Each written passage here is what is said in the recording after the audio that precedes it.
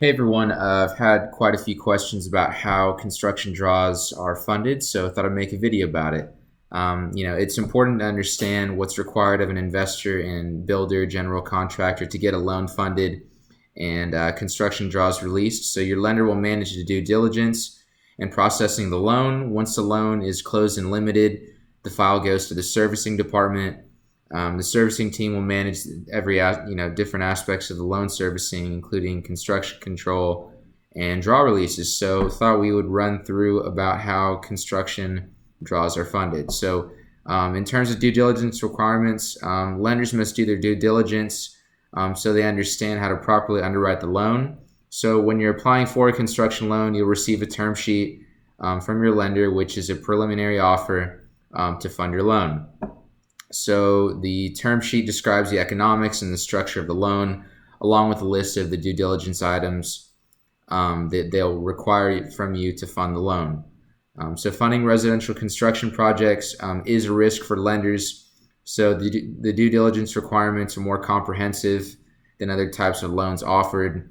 So try to keep in mind that for small rehab projects, the requirements would be less, kind of common sense. For a larger project, you would have larger due diligence requirements as well, especially with kind of smaller scale developments to larger scale.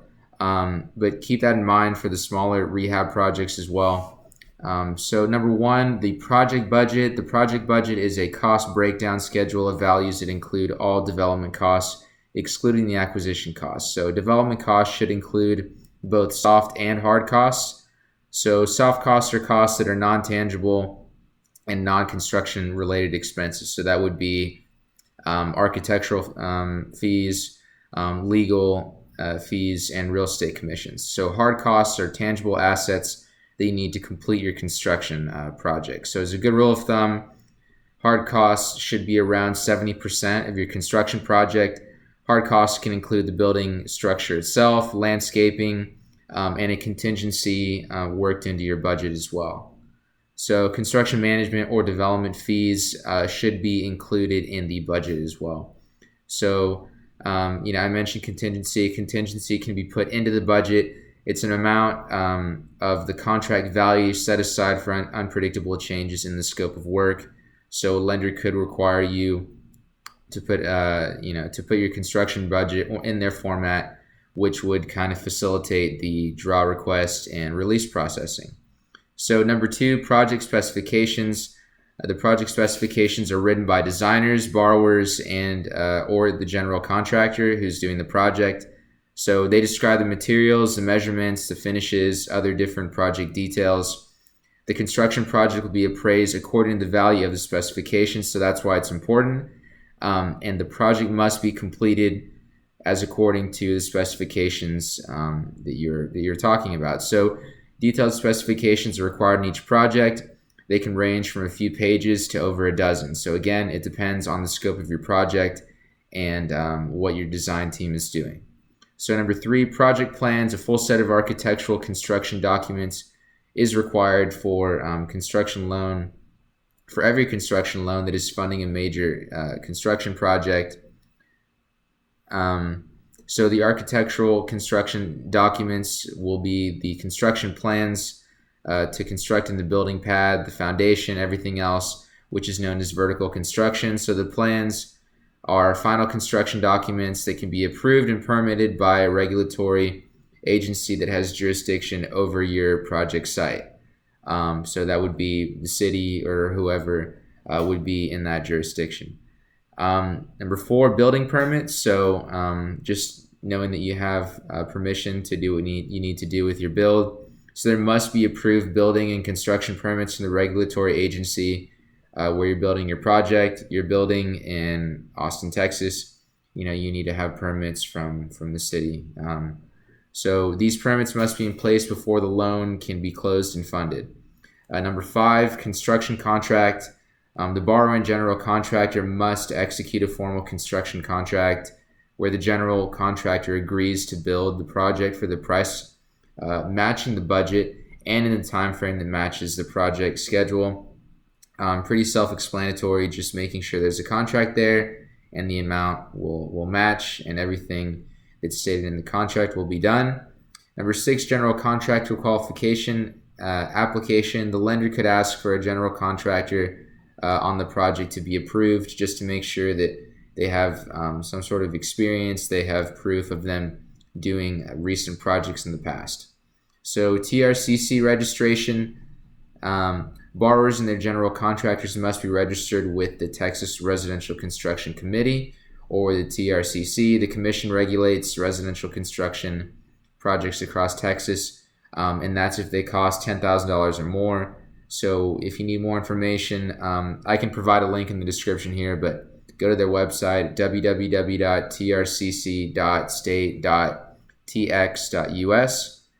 And the project schedule and cash flows. Lenders could require a complete project schedule and cash flow outlines.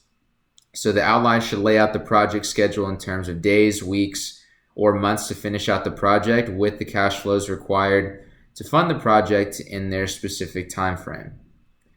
So in terms of construction control and draw releases, after your loan is closed and funded, the servicing department will manage the construction control and draw release process. So borrowers will speak directly to servicing to request draw inspections and receive draw releases. So draw inspections are requested by the borrower as needed. So borrowers must follow a lender's inspection process to ensure the draws are funded in a timely manner. It can take up to 7 days for draw inspections to be done and reported to servicing. So the servicer could require up to 10 days from receipt of the inspection report to release the funds to the borrower. So the servicer is not obligated to make more than 2 draw releases or inspections in a 30-day period.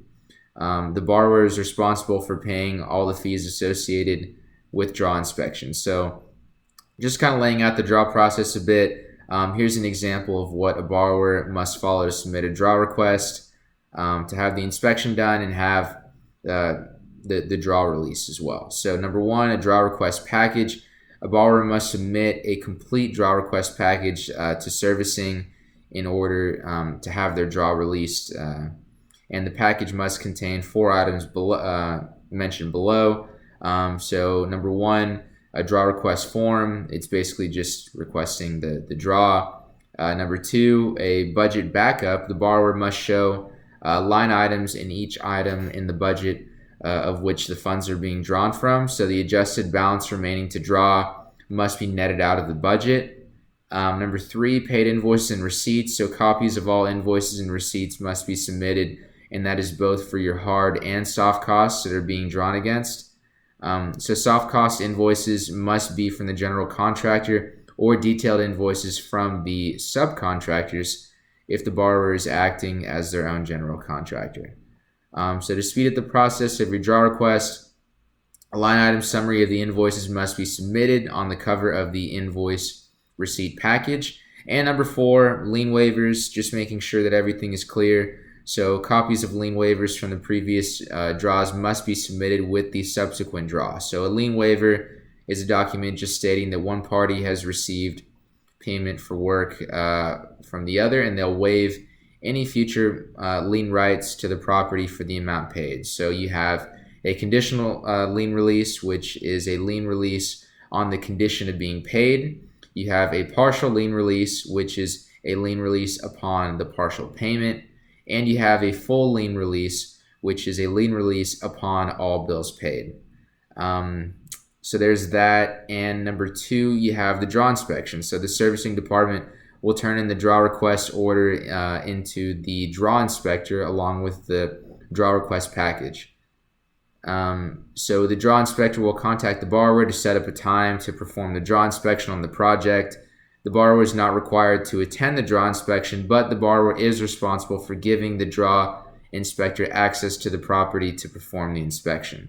So the inspector will thoroughly inspect the project, basically guarantee a draw release authorization report. So the release authorization will be forwarded to the servicer.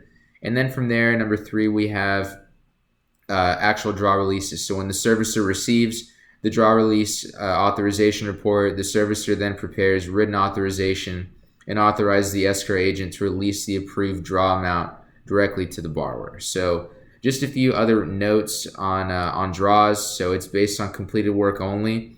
So funds will only be released for materials that are on site and for the labor that's in place. So funds will not be released for work that hasn't been done yet. Another note on partial releases: draw inspectors have the authority to approve partial releases as well.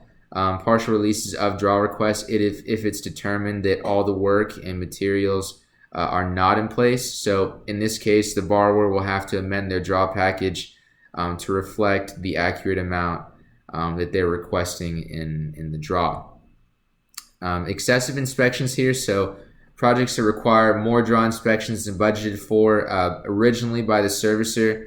The servicer will require that the borrower pay for those additional draws. Funding to borrowers. Borrowers can make arrangements with the escrow agent to wire approved draws to their account, or a check can be picked up from the escrow agent's office. And cost overruns. Cost overruns must be able to be covered by the contingency in the construction budget. Projects that have cost overruns that the contingency can't cover will require the borrower to pay for cost overruns out of pocket. So this will bring the budget back into balance, and the draw inspector or servicer won't allow a construction budget line item to go over the budgeted cost without it being properly addressed.